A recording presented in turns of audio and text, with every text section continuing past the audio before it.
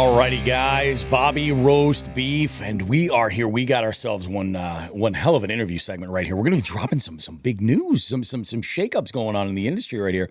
We got one hell of a guest with us. This is a name that you have certainly heard before. Mr. Ryan Parker is joining us. He's in the house tonight with us, and this is great because I got to I feel like you and I, Ryan, at the last Expo in Columbus, you and I, that was the first time you and I really got an opportunity to kind of talk. And it hit me right away. I was like, this guy obviously can talk, but number two is a wealth of information and will go at length. So we're stoked to have you on here, man. How's things? How you been? Good? Doing good. Stoked to be here.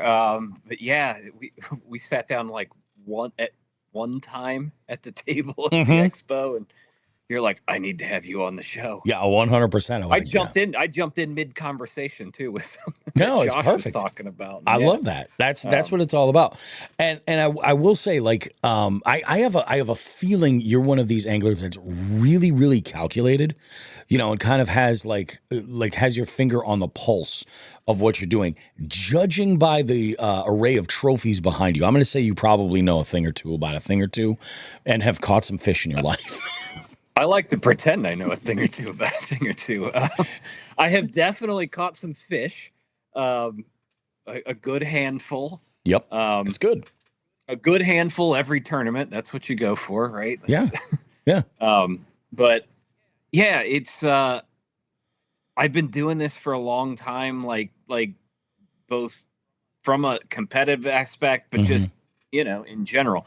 I mean, we all started at some point, but as a kid, I had a creek one way, a little pond kind of behind the school of middle of nowhere, Ohio, where I grew up, and then another 10, 15-minute bike ride. I had one of the more popular bass lakes in the state. Really? Was in Indian Lake, if you are aware of Ohio. I've heard of Indian Lake. Actually, I think it's at the expo. I think there's a few people that have mentioned it previously. Yep.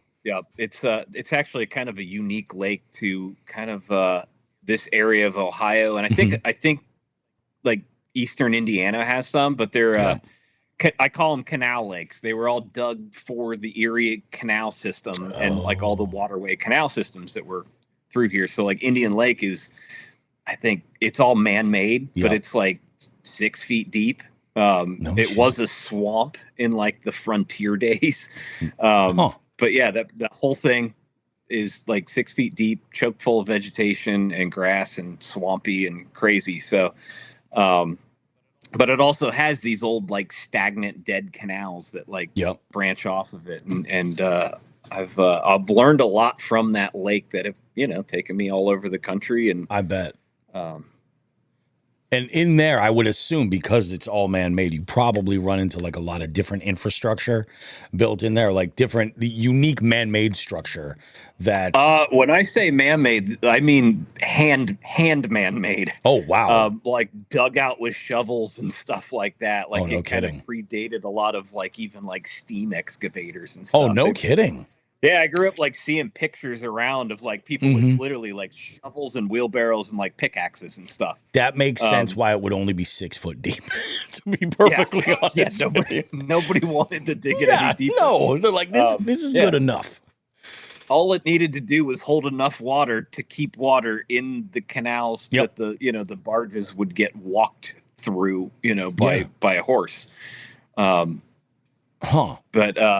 yeah, it's kind of like I said, they're kind of unique to just this area. Yep. I mean, they fish a lot like a lowland reservoir, but long before I ever heard the term lowland reservoir, I was like, what's a lowland reservoir? And they're like, oh yeah, it's the swamps and stuff in Louisiana. And I was like, but if I pull that up, having never fished there, never been there, never seen a cypress tree, I'm like, that's not. No ability to relate. That doesn't seem right to me. And then, but then I get down there and I get in it and I'm like, oh, this is a lot like where I grew up. Yep. 6 feet deep. It's just kind of swampy and whatever. They just happen to have trees out here. Yep. So you've done a lot of fishing, you've done some traveling. You've been around and experienced that. Is that primarily through tournaments? Primarily, I've I spent some time in the military, and so I Uh-huh. kind of got like bit with that like traveling bug. I get Yep. restless. Gotcha. And so I did that. I managed a band for 3 years. So I just traveled the country in a Mhm. 15 passenger van for a long time. And the drummer and I kept rods like stashed away in the That's van. awesome. So we're like, ooh, we're in Hot Springs, Arkansas. Like, man, like the hotel's right on this lake, and there's a marina right here. Like, let's just go fish that. Or, Yeah. we'd hop, hit apartment ponds if they were like within Yeah. Walking relatively distance or close something. Yeah. distance to a venue or a, hotel we were staying and stuff. So that kind of started it for me, but it was always a bass centric thing. Yeah. Like when you realize like, oh man, like there's like I can catch a largemouth outside of in a little hotel retention pond in Sure. Wyoming, like, okay, cool. And then, you start putting those pins on the map all over. Yep.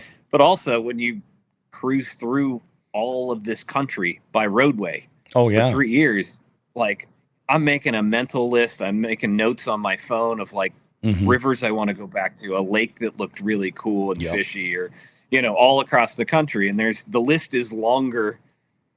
Like the list of places I want to go, it's always longer than the list The of list of places I've places you been, fished. Yeah. because I keep adding stuff to it. Yep. Yeah, and I can't just keep up with it all. But That's awesome. tournaments definitely have driven some of that travel too, Yeah. and especially with Drew's like kayak adventure series, like some Oh, of yeah. those places would have never been on my radar Yep. if it weren't for his trail series. Yeah, it definitely shows in a bit of a showcase on some unique areas where you don't necessarily think like, fishing destination necessarily. Like the Yeah, Susky is, I think, a gimme, but there are some other spots where just like I had never even considered or heard of is in part of the conversation, and you're just like, it's kind of a cool little spot. Let's yeah. let's talk about your fishing style. Like, how did you develop your fishing style, Um, and how would you it's describe it actually to start with? um, I am. It's kind of interesting. Like I started on the much more kind of finessey side of things. Hmm. So post military, I get out. I'd always kind of wanted to learn how to fly fish, so I taught myself that, um, and got involved with that for a while. Got back to the conventional stuff just because that was the buddies I had. They were all conventional guys, so I kind Yep. of got back into it. Um, Picked up the kayak thing basically because I ran out of river to wade, and I was like, well, if I want to go further, I got to get a boat. Hmm. The conventional stuff really worked out better for that platform. Yep. And then they started tournaments, so I kind of filled this competitive side of myself with the tournaments. Yep. Um, but it's my fishing style kind of evolved with that, especially the traveling, like Yeah. breaking down bodies of water very quickly. Like Hmm.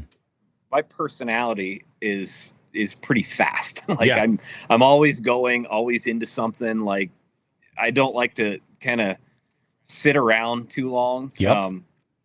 And so that's kind of what evolved my fishing to a much more power fishing kind of side of things. Like Yeah. I definitely like to move fast and find fish that are active, Yeah. by just covering Capitalize. a ton of water as quickly as possible. Hmm. Um, and it suits me. Like I've been learning to kind of slow back down a little bit. Like I Yep. put a big focus on that after last year, was just like fishing slow fast. Like once I figure out, okay, here's a big wad of fish here, like Yeah. take that 20 minutes, half hour, 45 minutes to maybe slow down and see if there's some maybe still active but less active fish that Sure. maybe want to go. Or like, they group up. They're kind of community Yeah. creatures, I guess. Like No, it definitely makes so sense. yeah, pick off some more of those. And but yeah, like fast paced is definitely more my style. If I Gotcha. can get bit throwing a moving bait, I'm pretty happy. I hear you, man. Um, yeah, I'm straight braid. Like I very rarely fish anything under an 8-to-1 speed reel. Like Yep. um, Yeah. yeah, It's wild too because like, I've been saying this since the show really kind of got started. The one thing that I learned early on is that fishing is truly one part science to one part art. Yeah. And there's like, we get questions here all the time from folks. Like there's one that's actually in this show in the live well. It's an Ohio angler that reached out and was asking about bait finesse and, oh, how should I get started? And I was like, man, there's so much. So I gave my best advice. I was like, this is like what I would suggest is a great place to start. And, here you go. But the reality of it is there's what works best for you is ultimately the way that you're going to fish. You know what I'm saying? And yeah, it's crazy. It's funny. Bait finesse I had a really hard time even trying it, like coming around to try it. Yep. I figured it'd be right up your alley too, with the power fishing mentality. That's kind of what it became. I was like, well, when you look it up, it's like all these little tiny, they're labeled as these finesse presentations, but what it is like it's a more efficient way to fish small stuff fast. Is that what I love that, dude? That's yes, that's what I explain to everybody. Yeah, so like if you don't like to do the spinning rod, wait for a weightless worm to fall 10 feet in the water column, like try this and go back to those same targets along the bank that maybe they're not hitting a full-size spinner bait, but they will hit that little 1/8 ounce like beetle spin type thing or whatever it is, that little stuff. Like this fall, a lot of my fall fishing was done with the like the G-Rat Pistol Pete, which is like about a 6-inch glide bait, and that what's the Rip Baby A-Rig from Bass Dope, the 3. Oh yeah. And I love that bait. Like those big baits, like man, like if I could get them keyed in and like triggering on those, great.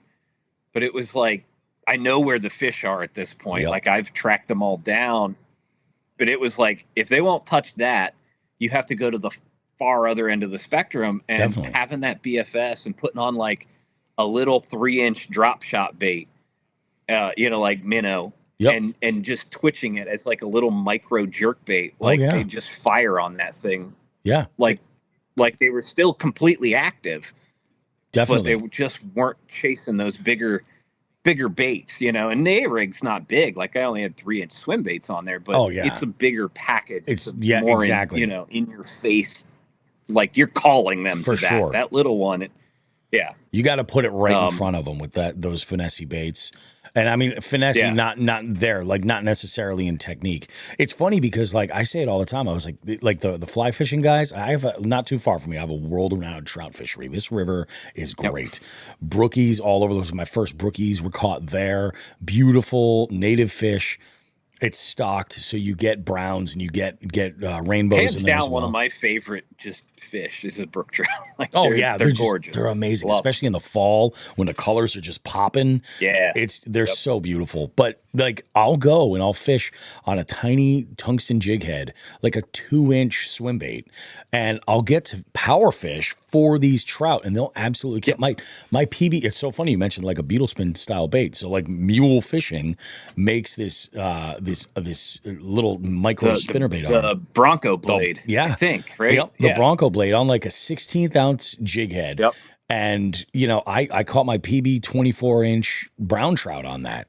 Like came out right away at the end of a laydown, just hammered this sucker, and I'm like, this is a whole lot of fun, and the efficiency I think is the big thing. But I have this. It's funny you mentioned the Pistol Pete too, because I just picked one of those up, and this year my focus is glide baits. So we'll dive into that, man, because I know you've got experience. I highly recommend that one. Like I got to fish it quite a bit this fall, and it's like.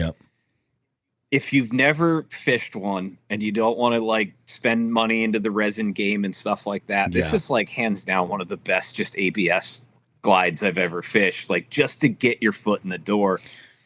It's just under, I think it's one. It's like an ounce and a half, maybe something like that. Ounce and a quarter. So it's under an ounce and a half. It's somewhere there, like 1.2, 1.3 ounce. Yep. No specialized gear. Yep. Yep, you've probably already got a rod that you can throw. I throw it on a heavy spinnerbait rod, like that goes to 1.5 ounces, and that's my favorite rod to throw it on. That's exactly what I plan on throwing mine on. Is exactly like my heavy moving bait rod, and that's the one. But that's the thing with this is like I've found is like it will do the slow turn that a lot of glide baits do, but it chops well and it burns really well. It doesn't blow out like a lot of baits do, which is impressive for a glide bait, but especially one that's only about 1.5 inches tall. That's a really difficult thing to accomplish. Like I've dabbled in making essentially what the Pistol Pete is out of resin, and I have not been able to get the ballast and the float right, like those two forces pulling against each other. I have not fine-tuned it quite right yet. And now I don't have to, because this exists. It saves me a bunch of time. Absolutely. Man. And which like if you want to listen to like get into some of that, I highly recommend going and listen to like Josh Pallades at Clutch is like crazy about that stuff. And, I've been fortunate enough to have some conversations with him. I think in one of the years past at the Columbus Expo, we just got into like the specifics of it. But I've always been that guy. Like I've always been a tinkerer. I've always like wanted to try to figure out how this works or make something better or, create something a little bit new. I think some of that comes from like growing up. My grandma was an artist, so I was always around that creative world. And then I used to tie all my own flies. So like, that was kidding. Like, I knew this, like I've had that satisfaction of like going out and catching a bunch of fish on something that you like made in your basement over the winter. That's a big deal. Yeah. And there's a cool feeling that comes along with that. And,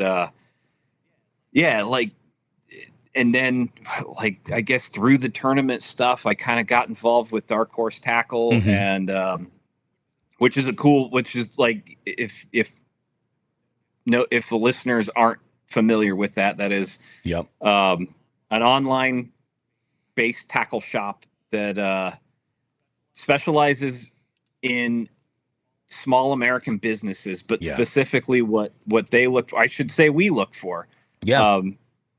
We look for stuff that is innovative, creative, kind of the best of the best coming out of the American market, but specifically small American business, which I think is where most of the innovation comes from. Totally. Because you don't have rules.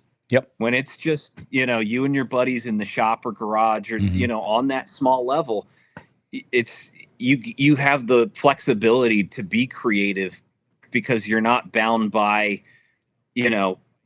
just profit driven sales. Exactly. Like you can flex that creative muscle, and man, we found some really, really cool stuff, in the last 1.5 years or so that I've been involved with it.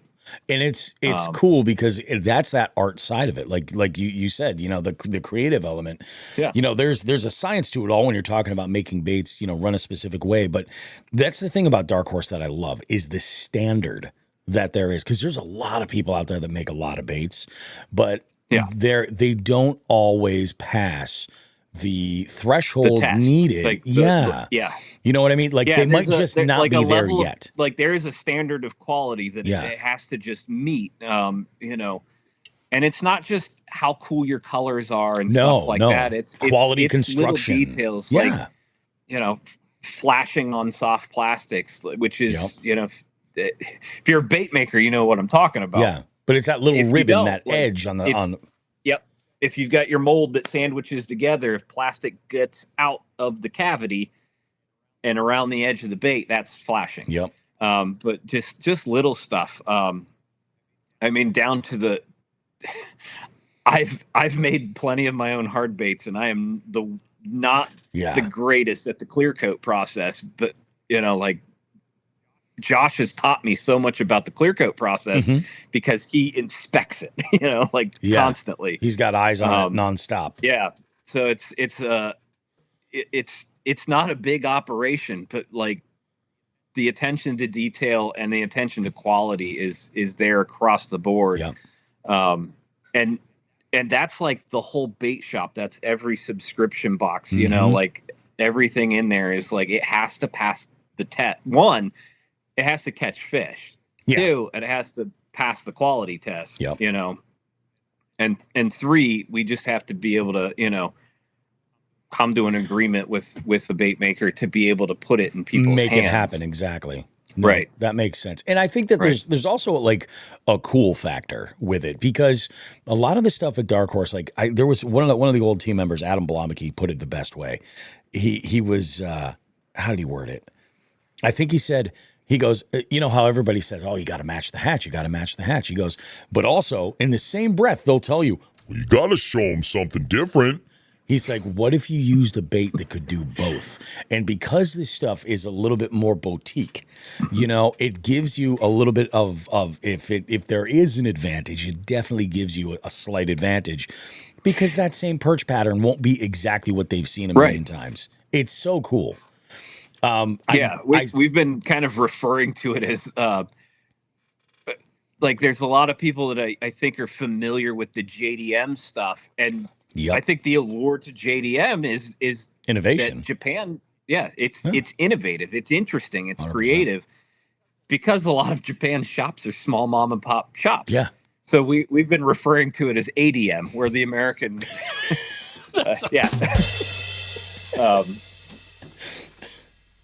but it's the same principle, right? Like we're working with that same level of shop that have that ability to be creative, to be, you know, innovative and take chances.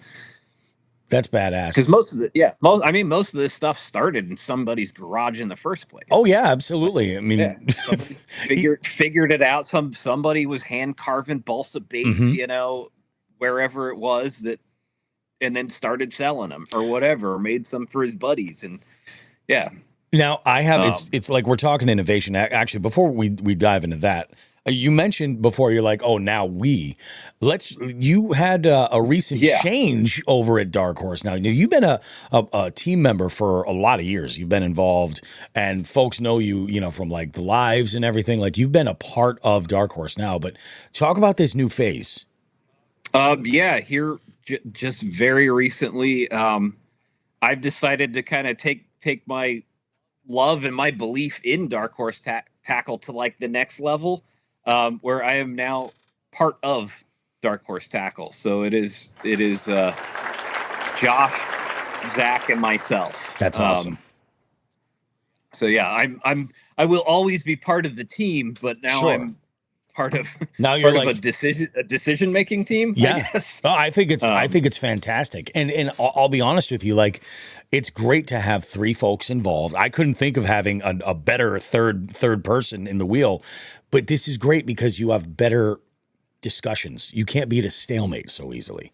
You know what I mean? You've always got another perspective that you can look at, and I think is gonna be great, because the one thing about Dark Horse that's great is it drives me nuts when I hear somebody like talk about Dark Horse Tackle as only one of its multiple facets. And I'll give you an example, the subscription box. Oh yeah, Dark Horse Tackle is this really cool subscription box. That's all? It's so much, like, it's legitimately like the cool bait shop with the unique stuff. Yeah. You know?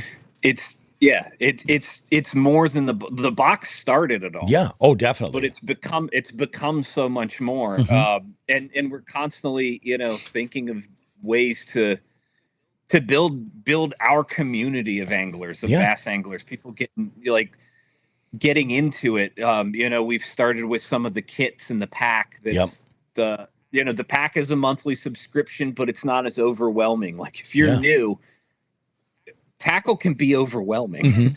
And so maybe you don't need a subscription box with 5, 6, 7 baits in it. You know, that pack with just one specific, like, that's the cool thing about the pack, is like, if you dump that thing out, it's got everything there to fish.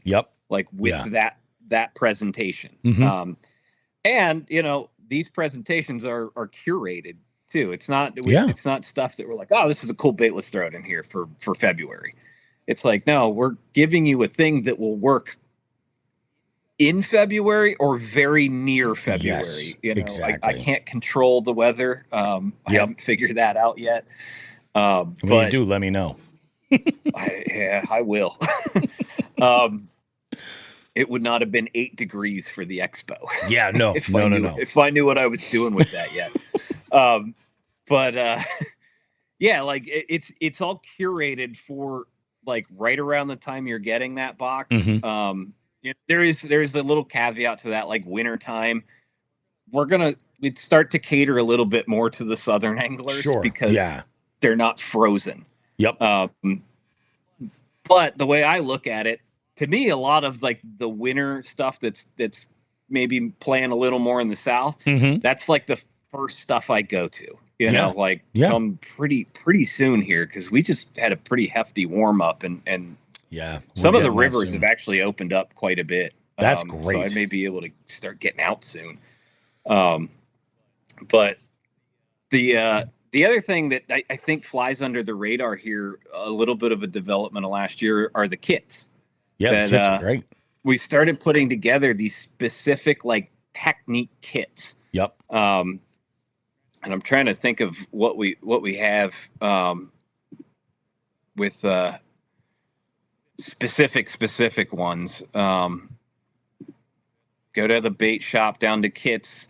Like first and foremost, they're like the Rip Baby umbrella kit, the Micro Power XT Koosh Ball, the Yep. Ned kit, Underspin. And then like even specific things that like it's way too windy kit. I remember kind of sitting Hmm. down with those guys and having that conversation like, well, I think it was Josh that maybe came up. He's like, well, why don't we build kits for the guys that have excuses for why they didn't catch him? So like, I think that's oh such a yeah, like Josh yeah. thing to So we're gonna say. put together a kit that's like for like, oh, it's really windy. What do you do? Yeah. Like increase your weights. Go like, um, So we're kind of working on stuff that's again creative that not like people aren't doing that because like we all started in this sport at some point in time, Yep. and we had those questions. And before YouTube, before the internet, before you know all of that, we didn't have a lot of people to ask. No, exactly. So it was a lot of just trial by fire and trial and error, and we'd figured it out. Yep. And maybe you'd have one guy at the boat ramp who was nice enough to give you some advice Yeah, one day. that was actually solid advice. Yeah, absolutely. Yeah. And we're trying to kind of bring that element back and make it accessible Hmm. for people really getting into the sport or that want to take their angling maybe to another level or just continue their progression within the sport. Yep. So that's definitely something cool that that we're working on and continuing to expand. That's awesome, dude. That is awesome. One of the other things that comes to mind too, like over the last year, is the perfect pairings. Yeah. Like putting those items together when people are just like, what would I use this with? And maybe there's a bait that was released in a box that was like months back. And they're like, this works out so perfect. What was that one craw that goes with the Micro XT? The bait cave? Yes. Or the Koosh crawl. Not the Koosh craw. The one that goes with the bait cave. Yes. Yeah. I mean, just badass. Like the thoughtfulness that goes together and putting some of these together, and the idea of doing a kit for like, questions that people really ask. You know what I mean? It's cold as shit kit. Would not be a bad thing. Right. The post frontal kit. Yeah, that's a good one. I gotta write that. I'm gonna put that up here. I'm chock full of them. It down with, but the. You said one, and it's just like I lost the thought. What was it? The kits. We were talking perfect pairings. Perfect pairings. Yeah. That's right. Yeah. Because like not every trailer is the right trailer for a swim jig or a spinnerbait or a chatterbait or, it's true. Sorry, bladed jig. Chatterbait is technically trademarked, but I find a lot of people correcting themselves now. I feel like Z-Man said something at some point. I mean, they owned it, They did. Like, really totally did. But man, like the patent's up. And there's been a lot of people that have been sitting in the background that have been playing with these and making a better, building a better wheel. For sure.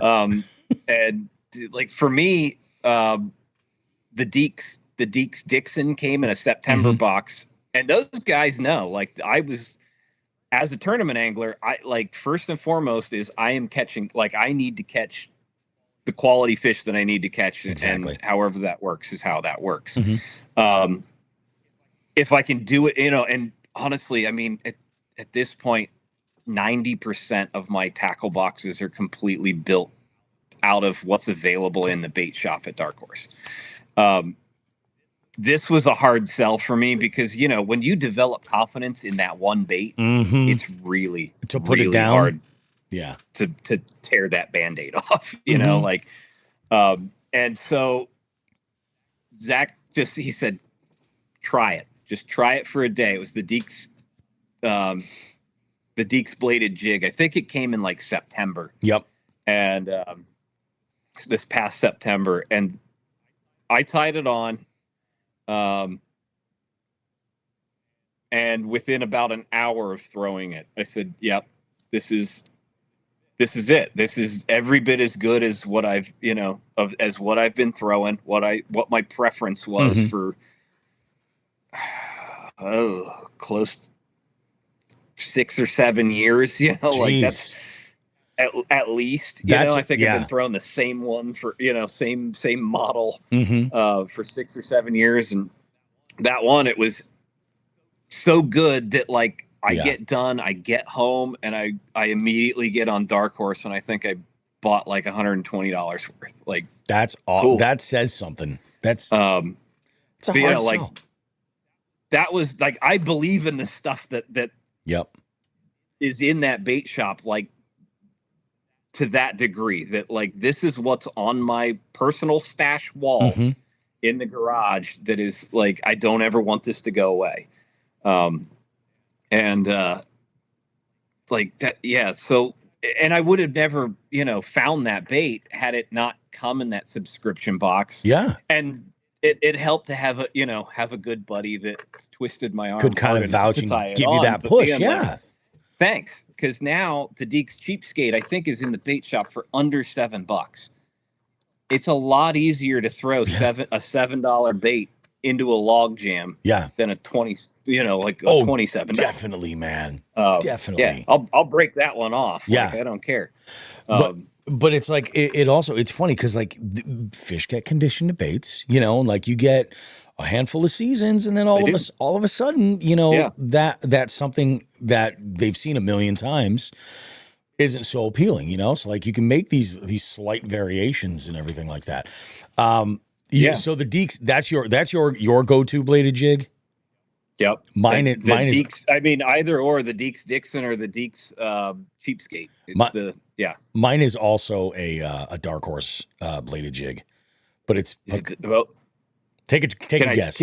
Can I take a stab? Take a stab at it. I'm going for the Motion Seeker. Oh, it's a shock blade. Okay. Oh Picasso. My God. I love that thing, man.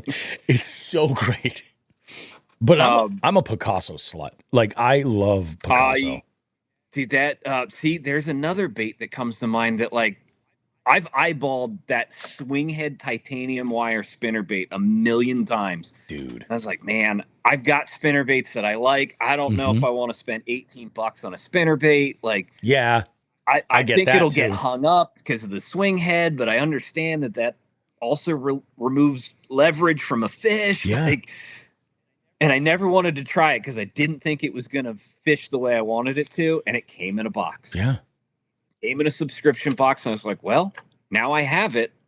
Let's try it. Like, I took it straight to the river and I threw it in the gnarliest log jam like that I could find, like right out of the rip. And it pulled right out.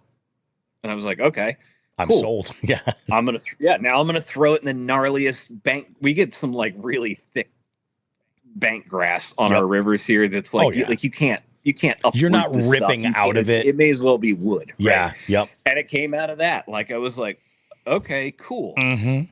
Again, like, go right back over to the bait shop as soon as those baits hit the shop and they're available for single purchase. I think I bought again like $150 worth of them. That is awesome, dude. And with that titanium wire, mm-hmm. the only reason I don't have the first one that I got in that box is because I thought I tied it on and I threw it over the side of the boat like you do, and then I realized I didn't tie it on. Yeah. And I watched it sink to the bottom of the river. That's a worst feeling. But up until that, I got my money's worth out of it. That's good. It was, I think I caught over 200 smallmouth on one spinnerbait. Not bad. I never bent the wire back. I never had to retune it. That alone is worth the money. Yeah. That's the kind of innovation, you know what I mean? That is unbelievable. It's great. Yeah. And it's, like that's, again, like this is kind of one of the great things about the subscription boxes, but also having that resource of the subscription box, but knowing like, I can just run back over here. Because if you are a subscriber, you get some subscriber benefits to the bait shop. Say, I like that bait. Let me grab some of those. Yeah. And it's funny because like I love the fact, like you mentioned the pack earlier, there's, the box is awesome. A lot of anglers, new anglers, love the box because it's a great way to get a bunch of baits at one time and kind of fill your tackle boxes. Yeah. So you've got something to go on. I totally understand that. After you've kind of gathered a whole lot, and you're like, I've got a good arsenal of stuff, but I want to keep, in on it. That's where like the pack is awesome. But I think like for the absolute, like you want to be on the pulse of everything, do both. That's like, because they're not like the pack is not comprised of a couple of the baits out of the box. Like, they're two separate entities. Like, sometimes there's some overlap, but they are very much two completely separate entities that just, exist on their own. And, like what here we were, man, it was already in the hopper. Like we all watched, what Hank Cherry did on Gunnersville. Oh yeah. Yeah. With swimming a grub over the top of grass. Yep. And guess what's in the February pack? A 3-inch grub. That's awesome, dude.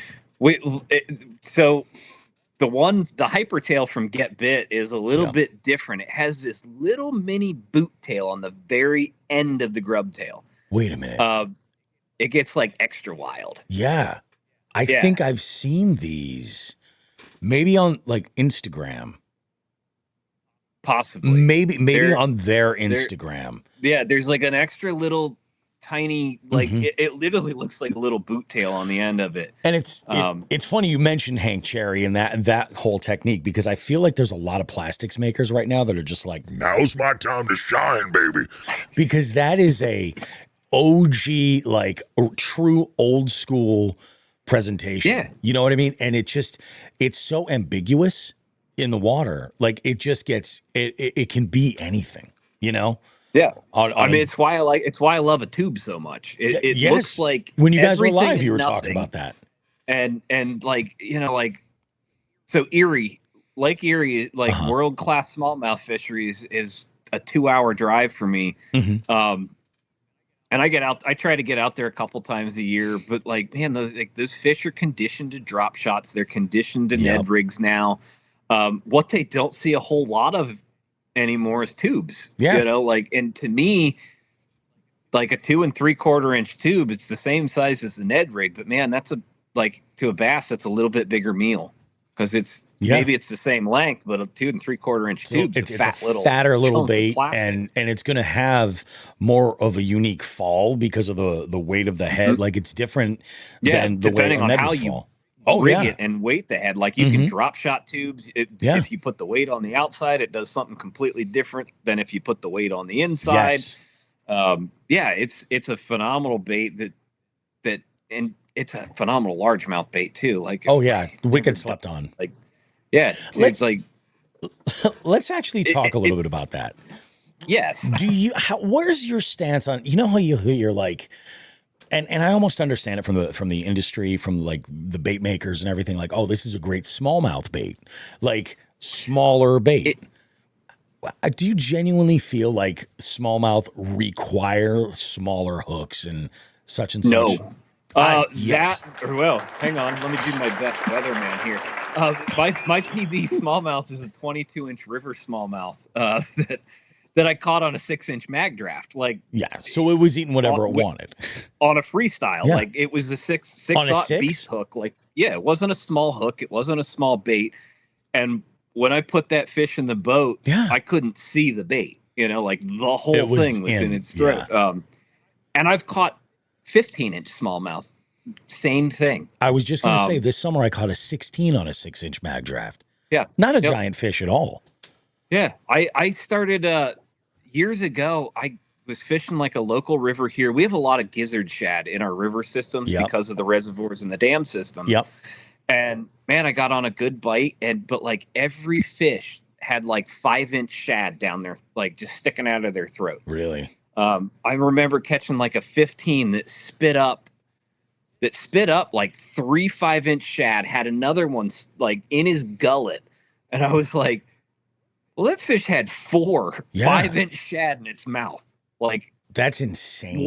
When it ate my bait. Yeah. When it ate my bait.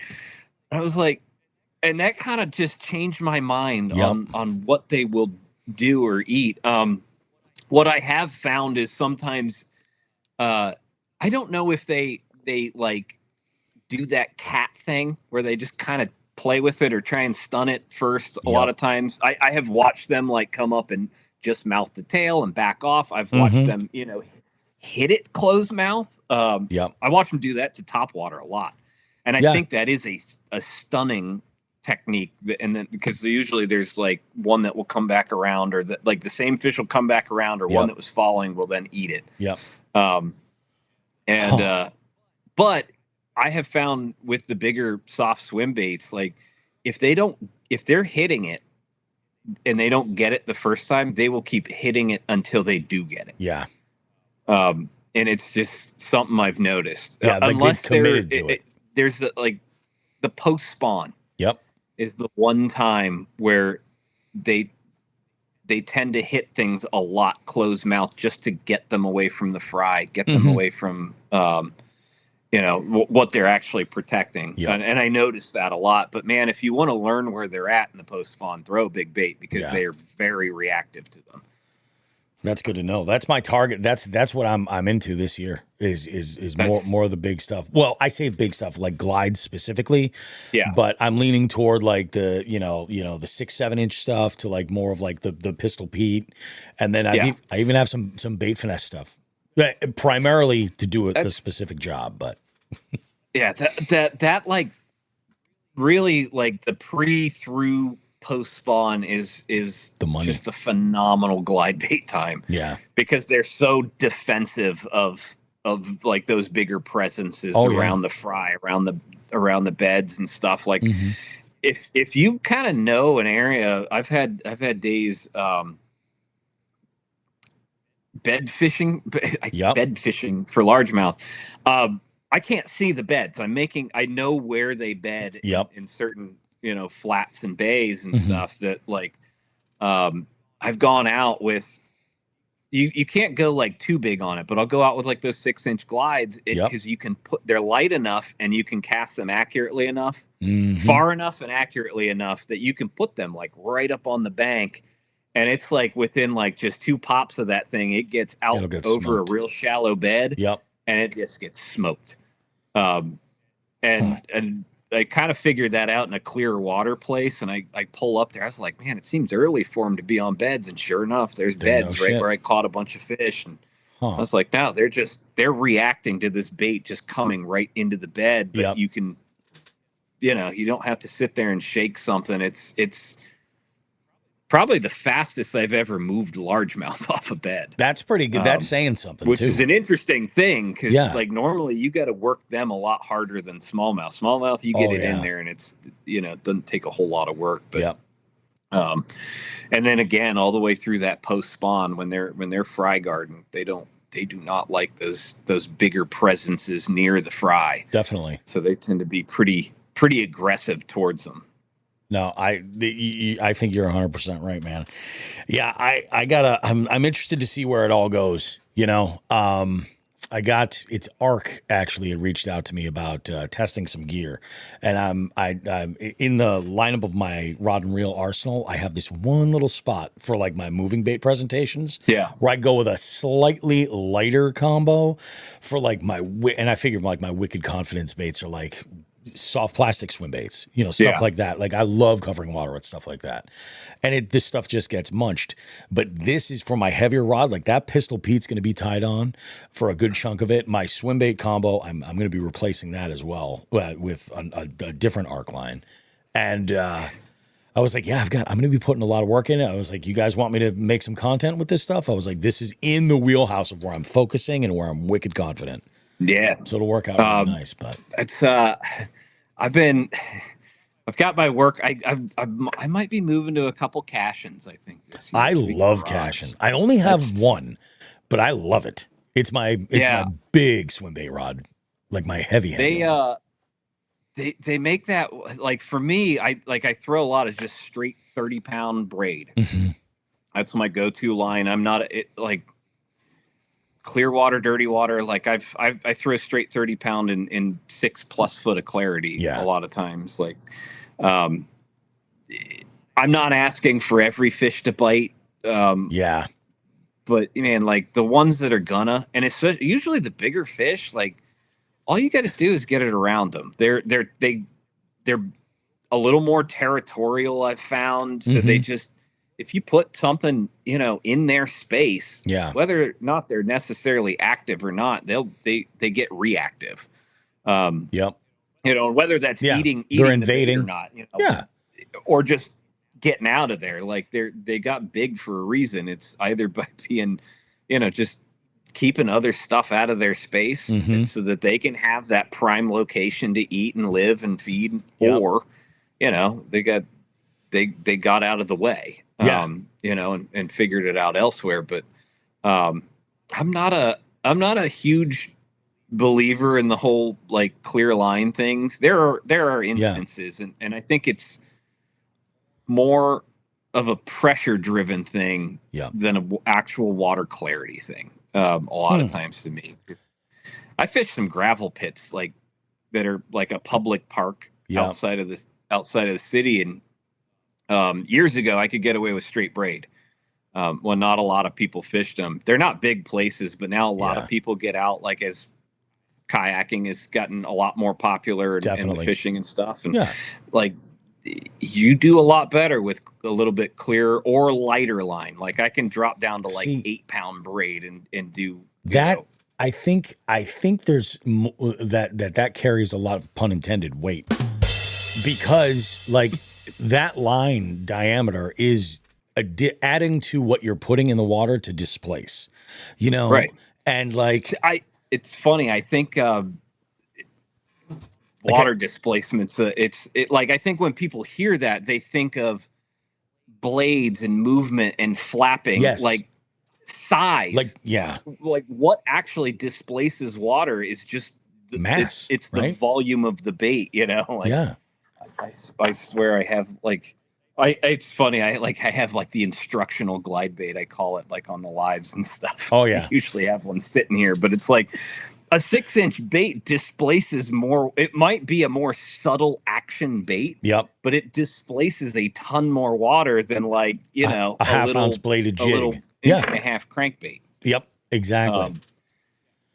So it's like water displacement is such a, I think the size thing gets overlooked to vibration. Like I think when people think about that, and which is kind of what drove me to this line thing, is like I was reading like a biological study, and they're like, like a fish knows the line's there whether they can see it or not, because their lateral line is that sensitive. Yeah, it'll detect that right? it's in the water.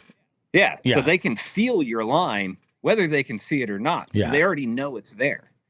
So to me, it's never really necessarily a deterrent of them biting or not. Because again, they're certainly aware. If they're aware of your line, they're certainly aware of your bait. Yes. That makes sense. That makes sense. And that's why, in that dirty water, that's why the displacement is more important than, than that, like the color, honestly, like contrast color, like that, like, we all know it, but like, man, I've had weird days where like in straight chocolate milk water, like for whatever reason, I think it was like I had a bait that was just green pumpkin, like not a great color to throw in less than 2 inches of visibility. Exactly. They found it. Yeah. They found it. It displaced a lot more water than what I had, and it was the only thing I had in the boat.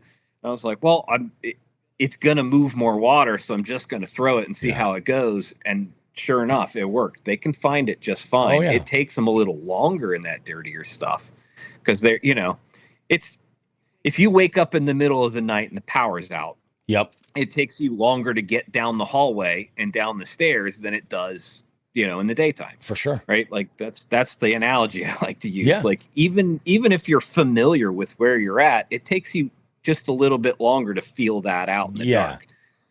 So when you're not, when they're not relying on all of their senses and they're relying heavily on that lateral line, let it sit in there a little bit longer. Yep. No, 100% makes sense. Like that's one of the things I think that we kind of forget, like people, they give fish like these lives that they don't really have. Yeah. Like they don't, you know what I mean? Like there's no little fish house with a wife and kids and shit. Right. Like, but the thing is we forget that they have that sense of that lateral line and exactly what that can pick up. And like, it's a huge thing. Yeah. And I mean, it plays a role. Like when you throw like those, like a big single blade, a single Colorado blade spinnerbait or something like that vibration, that's going to get picked up. All these little details are there. I mean, they're just fish. Their brains are only so big, but they really are a lot for those little brains. Like no, they don't, But it's just crazy. Like appealing to their senses is like, like if I were to challenge anyone to do anything, like go out and just assume a fish is blind. Yeah. Just assume it's blind and just focus on appealing to their lateral line, no matter the water clarity, well, I guess let the water clarity kind of dictate that, right? Yeah, but you're only appealing to that one sense, right? Yeah. And it becomes an interesting exercise, I think, to go about it that way, because there's a lot of baits, like interesting baits that do a lot more than you think they do. Yeah. Or do a lot less than you think they do. That was one of those actually comes to mind. Just I haven't fished it in dirty water yet, but I'm kind of really excited to, because it's a subtle bait. The Magnum Wormser. I haven't fooled around with it. Is that it is. It's a phenomenal like shaky head Nico worm on a Nico rig. Worms if you rig that up, like it has that little scoop in it, right? So if you put that on an EWG, it kind of acts a little bit like a hook slot, but it's a very rounded scoop. Oh yes, Nico rig. I see exactly what you're talking about. Yep.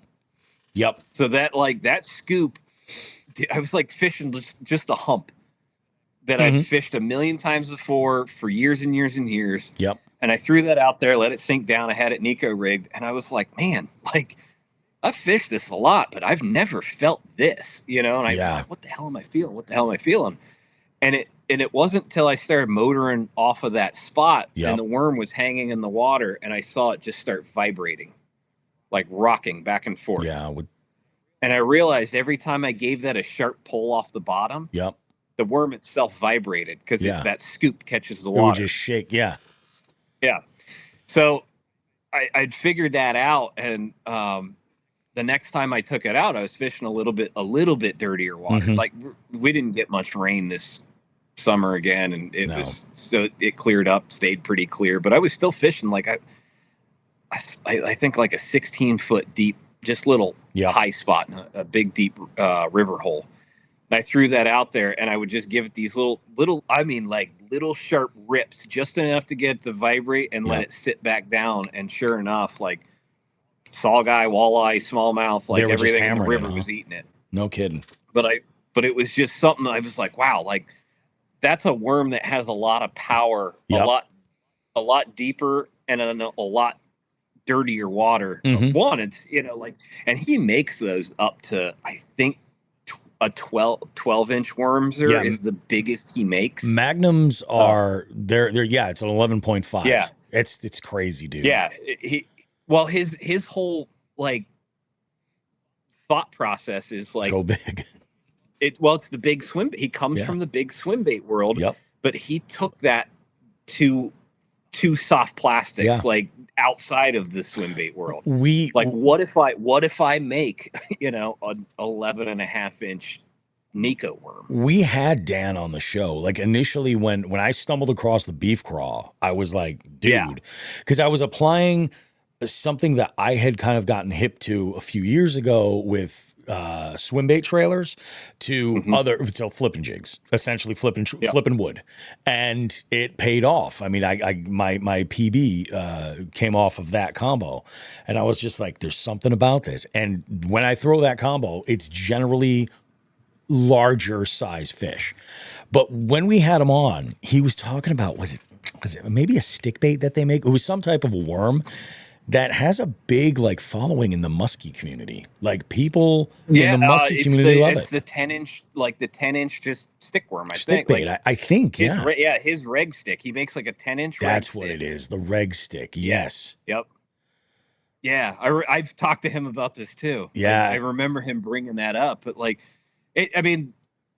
one of the allures of the big swim bait stuff, the glide bait. Big swim bait stuff is the drawing power. Oh, definitely.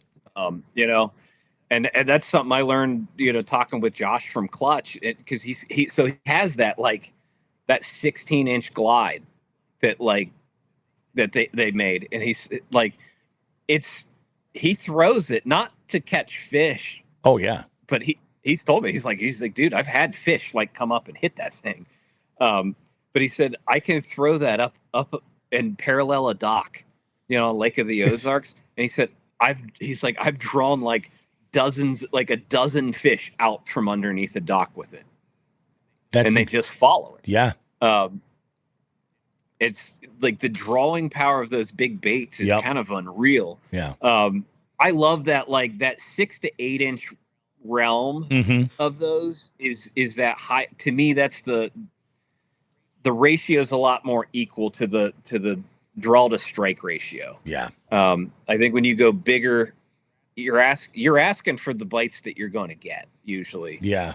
There are days that surprise the heck out of you, and you'll have a 10-inch bass hit a 10-inch glide bait. It's crazy, like what they think they can eat. Definitely. But and those are, like if you're doing that, there's a mindset you have to get into that. Like I do musky fish from time to time. Yep. And it's musky fishing is hunting, Yeah. Oh yeah. Especially if you're very much like casting. Like casting for muskie is very much, you've got to believe that those high probability areas have a fish in them, and that you can get them to come out and eat your bait. Yeah. But you really do put yourself in a different mindset than if I just went out and threw a square bill down, through laydowns all day. Definitely. But that's I've always liked kind of Mike Gilbert's like philosophies on swim bait fishing out west. That's Working Class Zero. But yeah, like I think I've read some interviews or some stuff he's written that's like he's like no, I go out and throw normal baits too. I just don't record all that stuff. Yeah. But he's like, yeah, like you lose your mind if all you did was throw swim baits. Oh, for sure. Yeah, we all like to catch fish, and you're not going to do that throwing baits that big all the time. That's exactly it. That's, and I did this, we did a segment. I've been doing research and I've been looking for tips, and this, we've had big swim bait fishermen on the show multiple times, and they all say the same thing. You got to take it out, and that's the only thing you bring. And I've done that. I've done that with kind of baits that I'm more comfortable with. And those are like big wake baits, big rats and stuff like that. Yeah. Like real heavy stuff. And, I've had great days on it, and it's awesome. When it comes to, that's why glide specifically, I'm just like, man, I have I had a handful and like an S waiver and stuff like that. I would, my plan is to just kind of make sure every trip I throw it. And that's why I want to be comfortable with like a variety of profile sizes. So if they're hitting on, smaller stuff, I can then target that a little bit more and say, like, let's see what we can put together with this in that, matching size. So, well, I think that's like the interesting thing though, with Magnum, it's like taking the big bait world into like almost more of a finesse presentation with it. Which is like, to me, it's like an interesting little void that existed that doesn't exist anymore. Because it's like, oh man, now I can scale down from a 10-inch glide bait to an 8-inch red. Exactly. Like, it's still a big bait, but it's not. It's way more subtle. Or it's like way more subtle. Wise, it's way more subtle and way it's more natural big. Too. Yeah, right. So it's an interesting. Knocking my camera all around. So it's an interesting step that I'm still exploring to see where it fits maybe for me. And I think that's more it. Where does it fit for my fishing? No, for sure. I like to play with everything. Like I've got some of the urchin baits out in the garage and I'm like, ooh, I don't know. I'm going to try the traditional riggings with those, but like I've got some ideas with those that might get a little wild. You gotta toy around with that stuff though, because that's where innovation comes from, Yeah, and especially with Dark Horse. Think about that's what it is. A Ryan Parker original rigging, as a tip on the new digital insert on the boxes. We're gonna be all that's like we're working. I'm giving away solid gold ideas here for Dark Horse Tackle. The digital brochure is going to be awesome. It's going to be super interactive. Poor Zach has been battling. He's busting his ass. The coding with battling back and forth the coding with that for days. Yeah. Like this entire last week has been just taxing and well, what can we take off your plate so you can just focus on this? Yeah, for sure. You're the only one who can do it.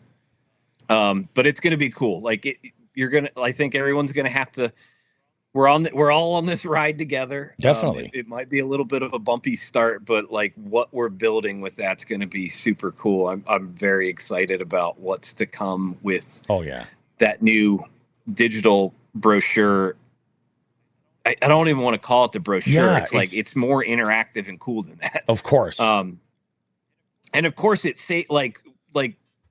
we looked at it as oh, we can save, $120 or whatever per box, but we're using that to be able to engage, make sure that we can continue putting the best baits in the box. Exactly. It's for the best reasons. Top priority is it gives us a little bit more wiggle room to get that, get something out cool into the box. Yeah. It buys you more real estate in the box. Yeah. That totally makes sense. But also at the same time, the engagement possibilities are unbelievable, Yeah. You open up that box, there can be so much that can be, I'm stoked. I have a feeling maybe I shouldn't have mentioned that. I was like, shit, I don't think anybody's talked about this yet. But there's been polls on Instagram and stuff and things like that. It is indeed happening. Yep. We've gone that route. And it's I don't want to speak out of turn, but I know what you're saying, man. I'm sorry. There. I'm putting you in a weird spot. We've all seen it. Like, we've all seen it so close. And then it's like, like something isn't lined up right. And then you go to change it and then it just scrambles the whole thing. And it's like, dude, man, back to the drawing board. I know you guys have that's standard, not just for the baits that you carry.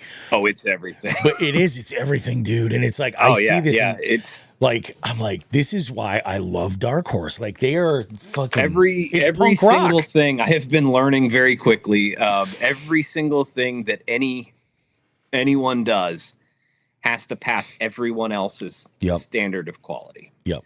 And I think that's important because that keeps the standard of quality very high. 100%. Try harder. That's what I say. Yeah. You know, that's it. Like, I don't know. I tell my kid that all the time, that Yoda thing. He's like, there is no try. Only do. There's no try. Yeah. Only do. And then the other thing I tell him is which is kind of in this same vein. I'm like, well, if you can't do it right, what do you have to do? He's like, I have to do it again. Like, do it right the first time. Otherwise, you got to do it again. Yeah. Figure out is it worth it to you? You know? Yeah. Yep. Man, that's crazy. Ryan, this was awesome. Dude, this is really, really, really good. We gotta have you on again for sure. Maybe even maybe even routinely, you know. I'd love to have you on and have you guest host with Joe and I sometime. If we could work that out, that would be awesome. Yeah. You know, especially I'm a talker, man. Yeah. And it's like, you got a lot of good experience, man, to draw from. And you you mentioned Kayak Adventure Series. I know you're going out this season, right? Yeah. I'm going for the whole actually, there's a little bit more like kind of Dark Horse news. Zach, who has never really tournament fished, he wants to make a little run at it this year. Yes, so he does. Okay. Well, I kind of checked with my teammates from past years, and Brian was going to take it a little easy this year, although he might not now. Then Steve was making a run with Russ, so I said, okay, Zach, like, if you want to do this, we'll do Team Dark Horse, and you're along for the ride, but get ready. I've been standing tournament director over Zach just for like this maybe even the year before, maybe the last couple of years.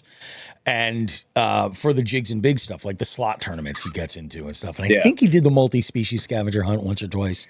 Yep. And he gets it. Like he's awesome, man.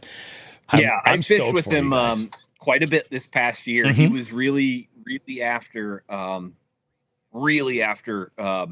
20-inch river smallmouth. Yeah, I'm in the same boat.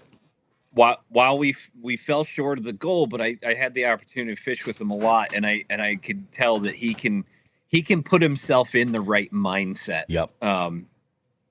To do well, I think to really like lock himself into. Yep. And stay dialed. Yeah. Well, it's like locking there's so like. You're opening another can of worms here, man. Like lock himself into a winning pattern, right? Like gotcha. It's hard to break away from just catching fish, to only catching. Like, you're going to go a lot further between those bites, but catching the right fish to give it a run. Exactly. It takes a lot of planning. You got to put yourself in the right place first and foremost, but to keep yourself in that mindset for 8 straight hours a day. Oh yeah. Is difficult. I've watched a lot of people over the years of my tournament fishing. I've been in those shoes. Like it's something I kind of had to figure out on my own. Was like, it's like, I think I heard Gerald Swindle talk about it. He was like, yeah, if it's not working for me where I'm at, he's like, I fire up the pull up the trolling motor, fire up the big motor, and I eat a sandwich and go to another spot. And he's like, and he like emphasizes, I eat a sandwich. Yeah, I think I remember hearing about this actually. He's like getting hangry. And I'm like, oh yeah, I totally get hangry on tournament days because I don't pack any food with me, you know? And so then I started like packing an actual lunch or like, you know, more than just a Cliff Bar.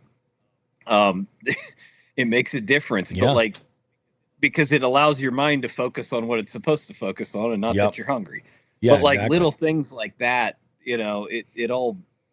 Maybe that's why I'm tanking. Yeah, I'll keep it. I'll keep that part brief. Like that's a discussion, a bigger discussion. Oh, for sure it is. For sure it is, man. Yeah, there's so much more than just going on the water. But yeah, I've watched guys fail by 10 a.m.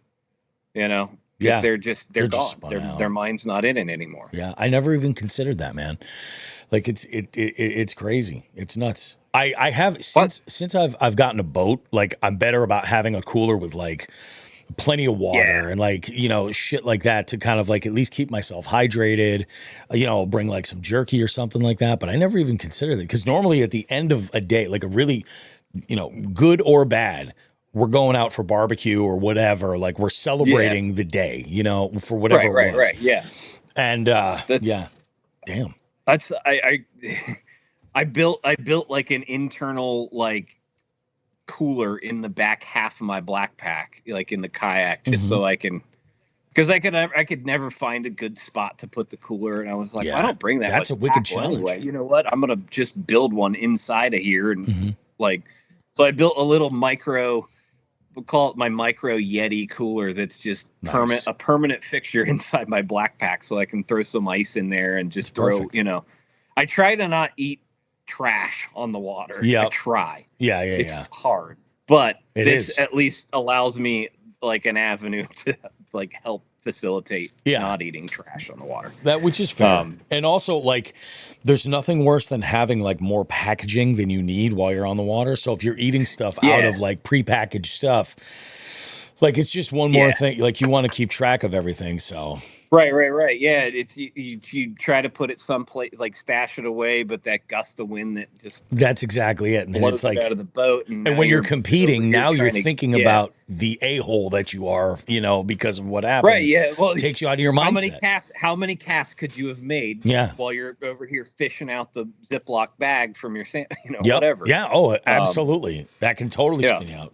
Just little details. Yeah, it's totally a thing. Efficiencies. I'm learning so much. Efficiency on the water is that's going to be, I think, Zach's biggest lesson this year. To learn, and it's not just on the water, like it's off the everything. There's so much purpose to it. Like we've been talking like the KAS Florida stuff, and I've been game planning with him, and I was like, spot one that we're gonna check. I said, we're not even packing rods. Like you're gonna go left, I'll go right. Like we'll pick a central boat ramp. We're gonna just look.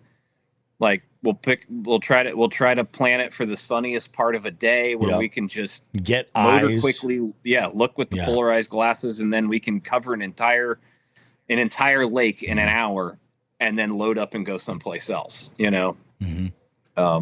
It's. I don't know. Awesome. You do these destination trips and you hook fish, and like you drove all that way and you want to catch fish, and it's hard, but it's like you have to remember, hey, like if you're seriously trying to compete, you can't be putting hooks in fish's faces. If you want to do that, just choose a body of water that you know you're not going to fish for the tournament, and just absolutely whack the heck out of them. But you know, like as a competitor, you don't want to. We all want to catch a 10-pounder, but man, like there's times that you don't really want to do that in practice. You'd rather have that fish. Oh, definitely. You don't want it turned off, you know, so it's not going to eat, you know, when you need it to. Right. It totally makes sense. Yeah. You just want to know where he lives so that you can confidently spend an hour there, because that's a you know, difference maker. Yeah. But yeah, it's that whole mentality thing.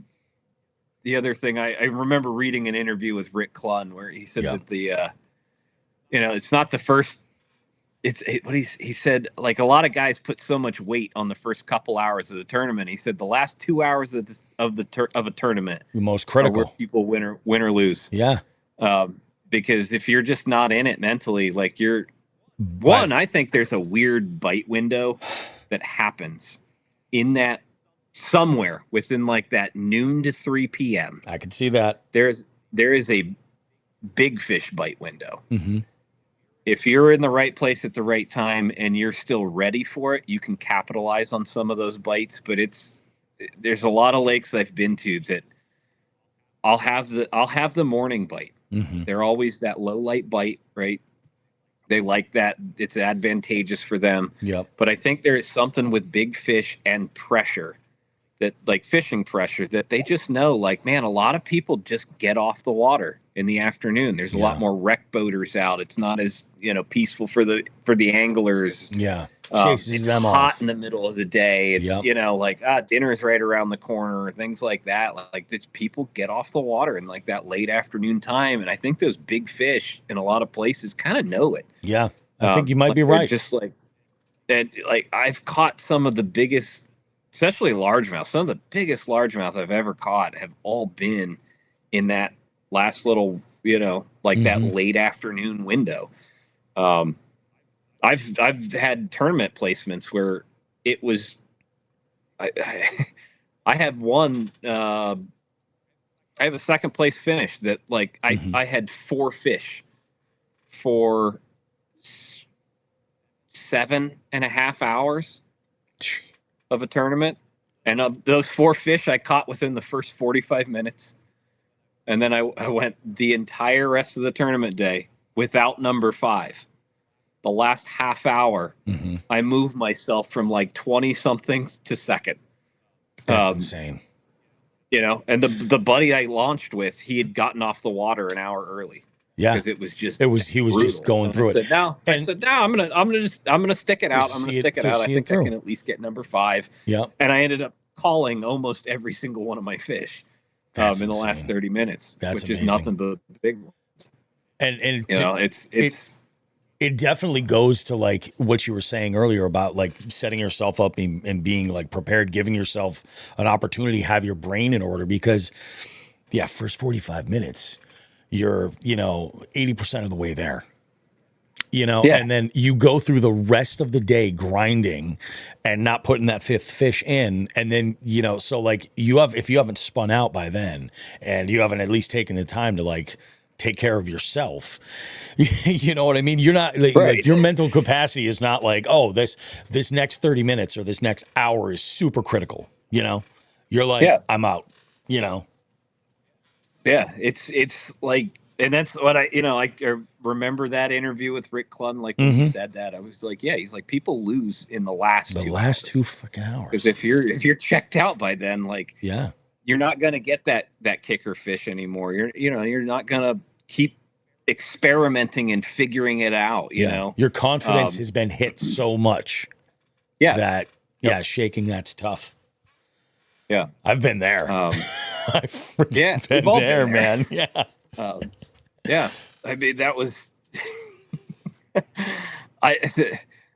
that was one of, like, to date, that's one of the roughest, just I think tournament days. Like I can't think of many days where I'd gone almost 7 hours without a bite.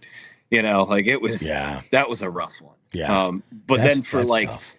One fish turned it around. Like the second I got bit, that late in the day, I said, it's happening. Yep. I remember it. I was like, okay, they're not in the grass. They're on the inside edge. They're facing that way. They're eating bluegills that are up, like bedded up. And you start to be able to put the pieces together. Yeah.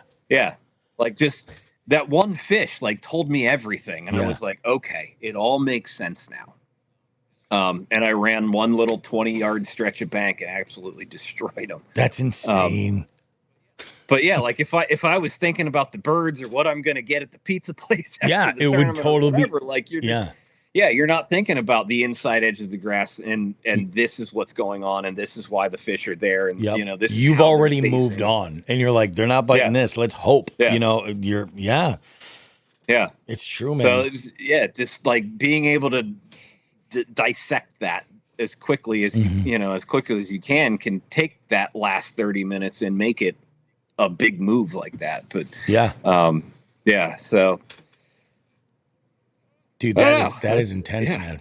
That is intense stuff. I love this. This is great. Yeah, we got to have you on again soon. Happy to do it. Yeah, for sure. Ryan, before we take off, let the listeners know if they want to connect with you, like where on social media they should follow you, anything like that, if they have any questions. Yeah, the best place to follow me on social media is Instagram. That's Parker Fishing 1242. I have a horribly common name. So there's got to be numbers involved. But yeah, Parker Fishing 1242 on Instagram. And then as always, just check out, darkhorsetackle.com, the lives every Thursday, 8 p.m. Eastern Standard Time. I'm almost always on those lives and talking about something, and not just Dark Horse related. I'm there to provide a lot of this stuff. Yeah, exactly. I try to target something that's specifically maybe happening in all of our orbit, and try to keep it relevant and on a weekly basis. It's badass. There's a lot of good nuggets of info there. It's pretty good. And the three of you guys, the chemistry you have together on those lives is great. Like I left trivia Thursday night and I was like, oh, that's right, they're on. I'm like, this is like fucking Seinfeld in the 90s. I'm like, what are you doing? I'm driving home listening to it and I'm like, oh, that's great. Yeah, Grub tubes are underrated. Holy shit. Three very different personalities that somehow just work well. Yeah, it's crazy, man. I love it. Well, dude, Ryan, this is absolutely awesome, man. We're going to have you on soon, man. I appreciate it. What I'll do is this. Send me just a picture of you just holding the tank, and we'll use that on the cover art for this.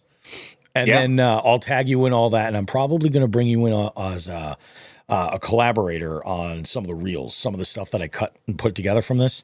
And I'll put you on this way we get it out in front of as many people as possible. It'd be awesome, dude. Awesome. Yeah, well, hey, dig it, man. Congrats on the new position with Dark Horse, man. Thank you. Good for you. Stoked about it. This is huge, dude. Awesome. Well, guys, we will see you coming up with the live well right after this.